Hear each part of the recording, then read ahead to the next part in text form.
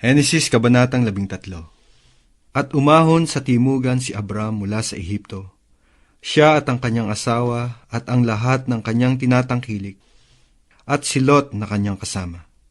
At si Abram ay totoong mayaman sa hayop, sa pilak at sa ginto. At nagpatuloy si Abram ng kanyang paglalakbay mula sa timugan hanggang sa Betel, hanggang sa dakong kinaroroonan noong una ng kanyang tolda sa pagitan ng Betel at ng Hai. Sa dako ng dambana na kanyang ginawa roon ng una. At sinambitla doon ni Abram ang pangalan ng Panginoon. At si Lot man na kinasama ni Abram ay may tupahan at bakahan at mga tolda. At sila'y hindi makayanan ng lupain, na sila'y manahan na magkasama, sapagkat napakarami ang kanilang pag-aari, na anupat hindi maaring manirahang magkasama. At nagkaroon ng pagtatalo ang mga pastor ng hayop ni Abram at ang mga pastor ng hayop ni Lot, at ang Kananeo at ang Periseo ay naninirahan noon sa lupain. At sinabi ni Abram kay Lot, ipinamamanhi ko sa iyong huwag magkaroon ng pagtatalo. Ikaw at ako, at ang mga pastor mo at ang mga pastor ko, sapagkat tayo magkapatid. Di ba ang buong lupain ay nasa harap mo? Humiwalay ka nga sa akin. Ipinamamanhi ko sa iyo. Kung ikaw ay pasa sa kaliwa, ay pasa sa kanan ako.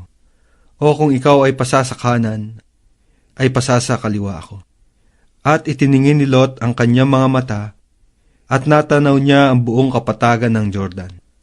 Napawang patubigan na magaling sa magkabi-kabila.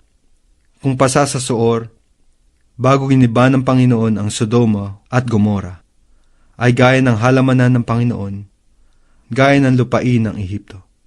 Kaya't pinili ni Lot sa kanya ang buong kapatagan ng Jordan, at si Lot ay naglakbay sa silanganan, at sila'y kapwa naghiwalay.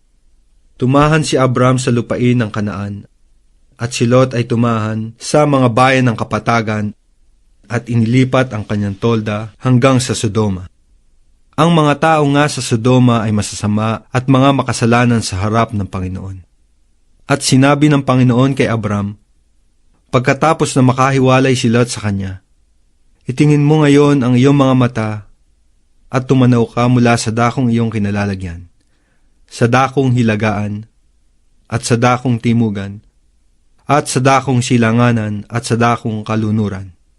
Sapagkat ang buong lupain iyong natatanaw ay ibibigay ko sa iyo, at sa iyong binhi magpakailanman. At gagawin kong parang alabok ng lupa ang iyong binhi, na anupat hindi mabibilang ng sino man ang alabok ng lupa, ay mabibilang nga rin ang iyong binhi. Magtindig ka, lakarin mo ang lupain, ang hinaba-haba at niluwang-luwang niyan, sapagkat ibibigay ko sa iyo. At binuhat ni Abram ang kanyang tolda at yumaon at tumahan sa mga punong ensina ni Mamre na nasa Hebron, at siya'y nagtayo roon ng dambana sa Panginoon.